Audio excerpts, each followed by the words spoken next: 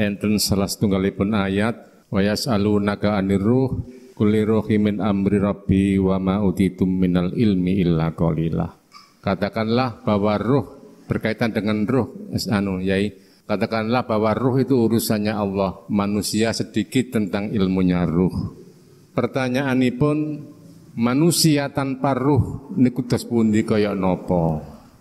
Napa bedane ruh dengan nyawa utawi sukma? Pertanyaan yang kedua, menawi umat manusia niku dicabut ruhnya, maka ruh itu ditaruh wonten pundi, sedangkan jasad itu diletakkan di tanah, digerogoti oleh rayap, sedangkan ruh itu diletakkan wonten pundi. Itu pertanyaan yang kedua. Mekaten, matur nuwun. Wa yas'alunaka 'anir ruh. Bahasa yas'alunaka iku adalah umat yang bertanya terhadap Muhammad. Kalau ada umat mempertanyakan tentang ruh terhadapmu Muhammad, ngene Allah dawuh, katakan iku urusan pangeranmu. Berarti urusan Allah, Pak. Sebab manusia pengetahuan tentang ruh adalah hanya sedikit. Apa? Hanya sedikit itu apa? Roh itu sebelum ditaruh di jasad, Allah mempunyai satu perjanjian terhadap ruh, tidak akan menyembah selain Allah. Kemudian roh itu ditaruh di dalam jasad, terus di dunia, kemudian suatu saat roh itu akan diperintah untuk kembali kepada Allah. Hanya itu. Berarti Rasulullah dulu tidak membahas tentang masalah roh, nggih. Kalau jenengan melihat makhluknya betul, Pak. Memang ruh ini tidak ada yang boleh membahas kecuali yang membahas adalah Allah. Dengan ayat inilah yang akan dijadikan sebagai dasar mutlak oleh ahli hijab, ya. Siapa yang membahas ruh jelas sesat itu. Mana? Ayatnya sudah jelas, wa yas'alunaka 'anir ruh. Hanya Allah yang membahas itu. Mohon maaf, di dalam diri saya siapa, Pak? Allah toh. Dalam diri jenengan siapa, Pak?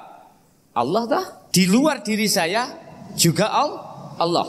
Kalau panjenengan melihat Allahnya sehingga mendengarkan keterangan ini, maka jenengan akan yakin yang membahas itu adalah Allah. Sambung napa mboten?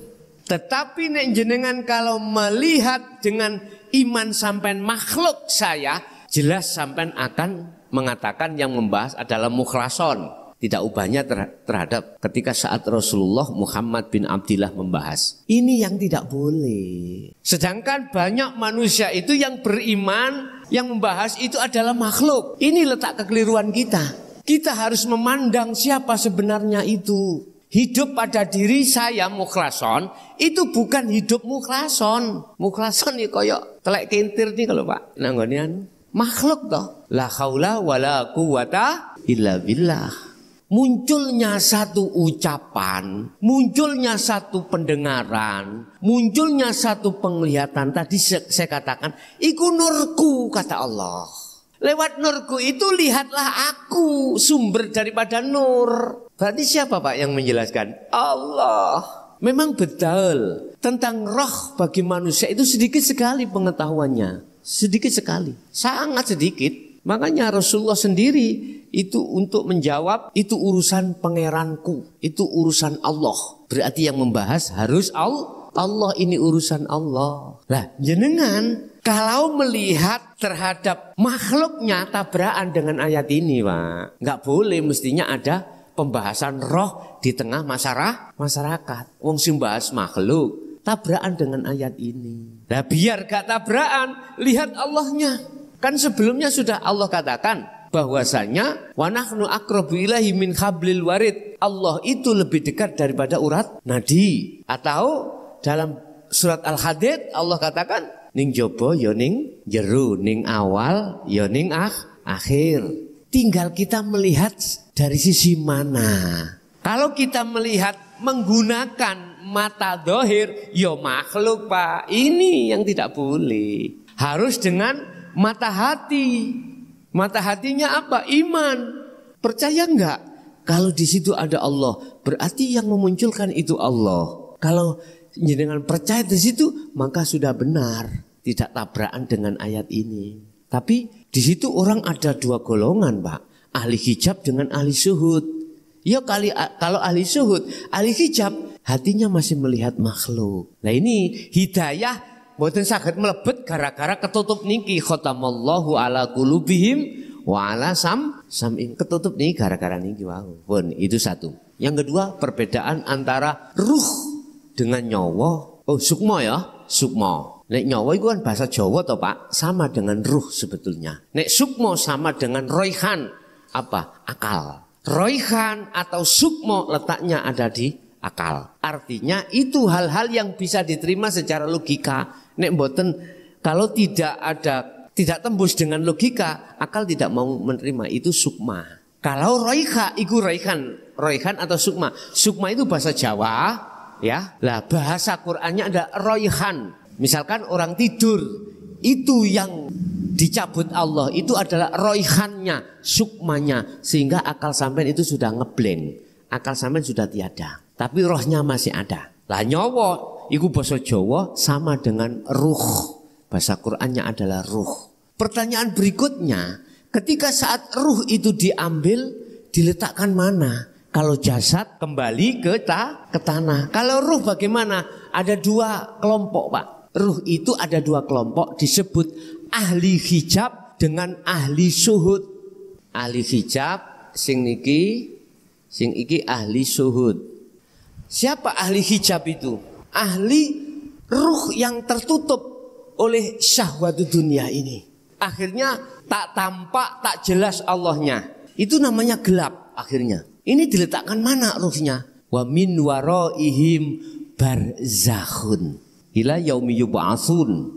Ditempatkan di alam barzah. Alam barzah itu adalah alam pemisah antara alam dunia dengan alam akhirat. Itulah sebuah dinding yang tebal, manakala ruh dimasukkan di situ tidak akan pernah bisa kembali ke dunia lagi atau ke akhirat ila yaumi yub'atsun, sampai pada waktu kebangkitan datang. Kalau belum kebangkitan datang, ruh selamanya ada di alam barzah. Ini alam penjara Pak. Mengapa dia dimasukkan alam barzah? Bahasa syariat karena tidak bisa menjawab pitakoni malaikat mungkar nakir. Pitakoni kan ngeten, marabbuka wa manabiyuka wa qiblatuka lan sak pituruté. Pertama itu tanya tentang Tuhan. Siapa Tuhanmu? Hei si fulan. Ya tergantung di dunia kita itu hati menyembah siapa? Bercinta terhadap siapa? Jawabnya ahli hijab,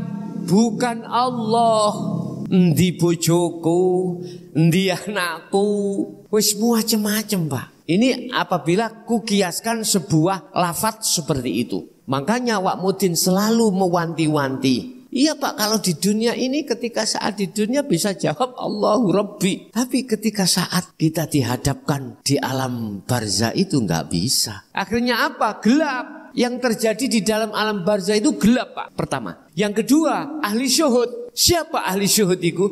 Ahli yang ketika saat di dunia hatinya sudah bercinta hanya pada Allah. Yuhibbukumullah wa yaghfir lakum dzunubakum. Jikalau kau mengikuti Muhammad, kau ikuti ajaran Muhammad dinul haq, kau lakoni ajaran Muhammad dinul haq, akhirnya dengan begitu kau bisa melepaskan cintamu terhadap selain aku yang disebut hubus syahwah, maka yuhibbukumullah, kau akan kuterima sebagai kekasihku. Ngoten ya.